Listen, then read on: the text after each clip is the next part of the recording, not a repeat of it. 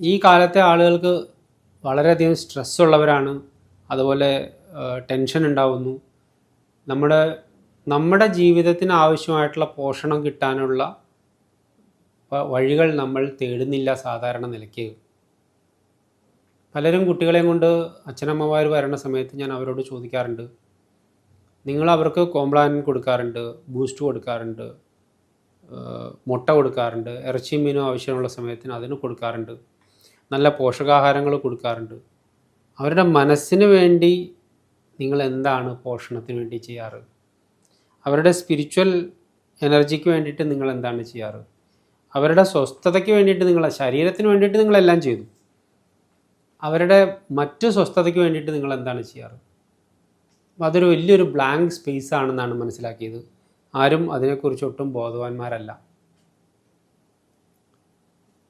കുട്ടികളെ ശരീരം കൊണ്ട് നമ്മൾ ഓക്കെ ആക്കാൻ വേണ്ടിയിട്ട് നോക്കുന്നു. ആ കുട്ടികൾ വളർന്നു വന്ന് ശരീരമൊക്കെ ഓക്കെ ആയി. പക്ഷേ ചെറിയൊരു കാര്യം കേൾക്കുമ്പോഴത്തേക്കും വളരെയധികം ടെൻസ്ഡ് ആവണം. അവർക്ക് എങ്ങനെയാണ് ആ സിറ്റുവേഷൻ മാനേജ് ചെയ്യേണ്ടതെന്ന് മനസ്സിലാവാണ്ടായി പോകണം.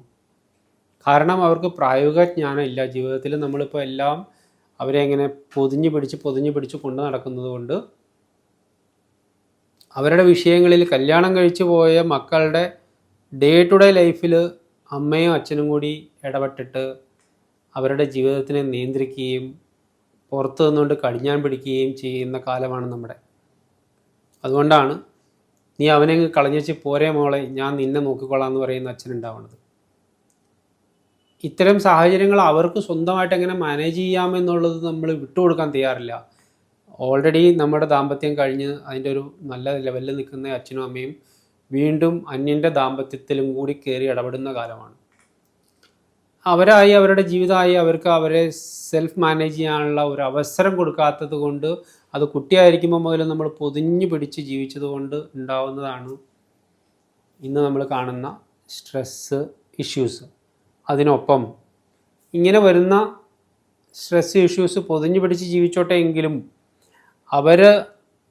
അവരുടെ ഈ ഞാൻ മുമ്പ് പറഞ്ഞ പോലെ അവരിലേക്ക് ചെലുത്തേണ്ട പോഷണങ്ങൾ, അവരുടെ മനസ്സിന് വികാസം ഉണ്ടാകാൻ വേണ്ടുന്ന കാര്യങ്ങൾ, അവരുടെ വിറ്റാമിനുകൾ കുറഞ്ഞു കഴിഞ്ഞാൽ നമുക്ക് ഡോക്ടർമാർക്ക് കണ്ടുപിടിച്ച് തരാൻ പറ്റും.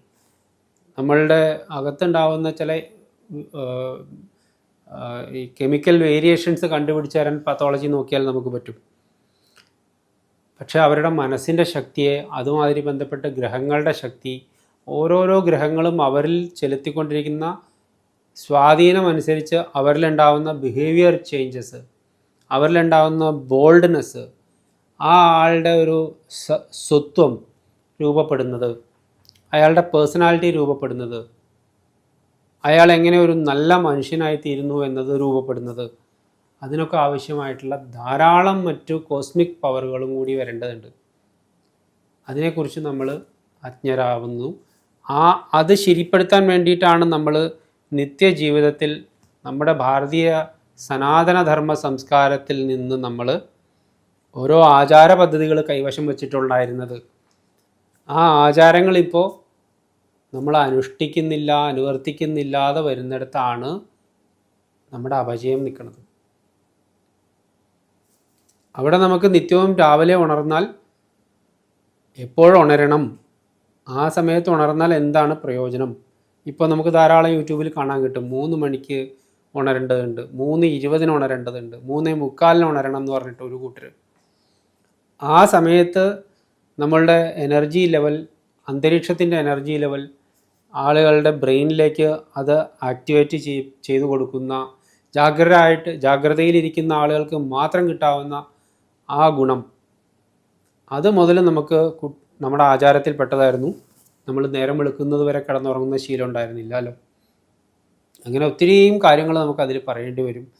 അവർ ജപം ചെയ്യുന്നുണ്ടോ, അവർ ക്ഷേത്ര ദർശനം നടത്തുന്നുണ്ടോ, അവർ വ്രതങ്ങൾ എടുക്കുന്നുണ്ടോ, അവരേതെങ്കിലും ഉപവാസം എടുക്കുന്നുണ്ടോ? മിനിമം മറ്റ് മതങ്ങളിലെ ആളുകൾക്ക്, ഭാരതത്തിലെ, ഞാൻ എല്ലാവരെയും ഉദ്ദേശിച്ചാണെങ്കിലും ഹിന്ദുക്കളുടെ കാര്യത്തിൽ പ്രത്യേകിച്ച്, ഇസ്ലാമിന് ഉള്ള വ്രതങ്ങൾ അല്ലെങ്കിൽ ക്രിസ്ത്യാനികൾക്കുള്ള വ്രതങ്ങൾ പോലെ കണ്ടിന്യൂസ് ആയിട്ടുള്ള 40 ദിവസവും 50 ദിവസവും നീണ്ടു നിൽക്കുന്ന വ്രതങ്ങളല്ലാതെ, ശബരിമല വ്രതമുണ്ട്, അതല്ലാതെ എല്ലാ 2 ആഴ്ച കൂടുമ്പോഴും എടുക്കാൻ പാകത്തിന്, എല്ലാ ആഴ്ചയിലും എടുക്കാൻ പാകത്തിന് തിങ്കളാഴ്ച വ്രതങ്ങളും ഞായറാഴ്ച വ്രതങ്ങളും അങ്ങനെ ഓരോരോ തരത്തിലുള്ള വ്രതങ്ങളുണ്ടായിരുന്നു.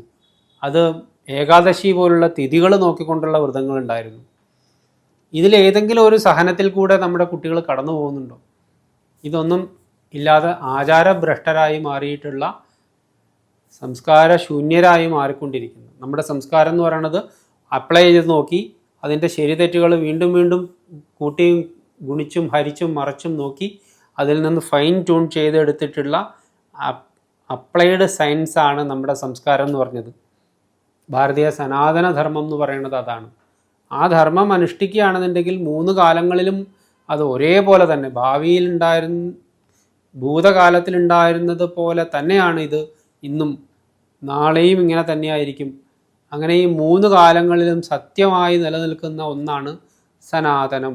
3 കാലങ്ങളിലും അപ്ലിക്കബിളാണ്. കാലത്തിൻ്റെ ചേഞ്ചിനനുസരിച്ച് നമ്മളിലുണ്ടായിട്ടുള്ള എവല്യൂഷൻ അനുസരിച്ച് ഇതിൽ ചെറിയ പരിഷ്കാരങ്ങളെ വരുന്നുള്ളൂ. അത് ഏത് കാലത്തേക്കും സ്റ്റേബിളായിട്ടുള്ള ആചാര സംഹിതയാണ് നമ്മുടെ സനാതന ധർമ്മം. ഈ ധർമ്മത്തിൽ നിന്ന് നമ്മൾ എന്തൊക്കെ കളഞ്ഞു അതിനനുസരിച്ചുള്ള കുഴപ്പങ്ങൾ നമുക്ക് സംഭവിച്ചുകൊണ്ടിരിക്കുന്നു. നമ്മൾ തിരിച്ചു പോകണം. രുദ്രാക്ഷം ധരിക്കുന്നത് നല്ലതാണ്, പക്ഷേ അതിനൊപ്പം നമുക്ക് തിരിച്ചു പോക്കും കൂടി ചിന്തിക്കേണ്ടതുണ്ട്. അത് പറഞ്ഞുകൊണ്ട് ഞാൻ രുദ്രാക്ഷത്തിൻ്റെ കാര്യം പറയാം. രുദ്രാക്ഷത്തിൽ നിന്ന് നമുക്ക് സ്ട്രെസ് മാനേജ്മെൻറ്റ് പറ്റും. രുദ്രാക്ഷത്തിൽ നമുക്ക് ടെൻഷൻ റിലീഫ് പറ്റും. രുദ്രാക്ഷത്തിൽ നിന്ന് നമുക്ക് ജനറൽ എനർജി മാനേജ്മെൻറ്റ് എന്നുള്ളത് ഓറയുടെ കാര്യം പറഞ്ഞപ്പോൾ, ഗ്രഹങ്ങളുടെ ദോഷങ്ങൾ മാറുന്ന കാര്യം പറഞ്ഞപ്പോൾ, ഡീടോക്സിഫിക്കേഷൻ ചെയ്യുന്നതാണ് എന്ന് പറഞ്ഞപ്പോൾ നമ്മൾ പറഞ്ഞു വെച്ച് കഴിഞ്ഞിട്ടുണ്ട്. ഇനിയും ഈ സ്ട്രെസ് മാനേജ്മെൻറ്റിന് വേണ്ടിയിട്ട് നമ്മുടെ ആളുകൾക്ക്, ചെറുപ്പക്കാർക്ക്, കുടുംബത്തിന് അവരുടെ ദാമ്പത്യ പ്രശ്നത്തിൽ, അവരുടെ ജോലിയിലെ പ്രശ്നത്തിൽ, അവരുടെ വിദ്യാഭ്യാസത്തിൻ്റെ കാര്യത്തിലെ പ്രശ്നത്തിൽ, അവർക്ക് പണമുണ്ടായിട്ടും വീട് പണിയാൻ പറ്റാതായി പോകുന്ന അൺലക്ക് ഉണ്ടാകുന്ന പ്രശ്നത്തിൽ, ഏത് പ്രശ്നത്തിലും നമുക്ക് അവരുടെ എനർജി മാനേജ്മെൻറ്റിൻ്റെ പ്രശ്നമാണെന്ന് മനസ്സിലാക്കുക. ആ എനർജി നമുക്ക് കറക്റ്റ് ചെയ്യാൻ വേണ്ടിയിട്ട് രുദ്രാക്ഷം കൊണ്ട് സാധിക്കും.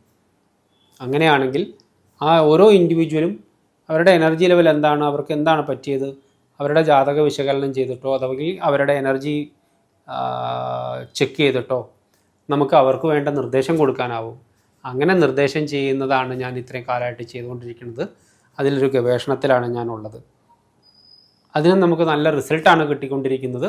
അതിൽ നമുക്ക് ശാസ്ത്രജ്ഞന്മാരുടെ ഭാഗത്തു നിന്ന് നമുക്ക്, ശാസ്ത്രലോകമെന്നല്ല, ശാസ്ത്രജ്ഞന്മാർ ഇത് ഉപയോഗിച്ച് നോക്കിയിട്ട് എനിക്ക് ജീവിതത്തിൽ വലിയ ഉയർച്ചയുണ്ടാവുന്നു, എനിക്ക് വളരെ സ്മൂത്തായിട്ട് തോന്നുന്നുണ്ട് എന്ന് പറഞ്ഞ അനുഭവം ഉണ്ടായിട്ടുണ്ട്.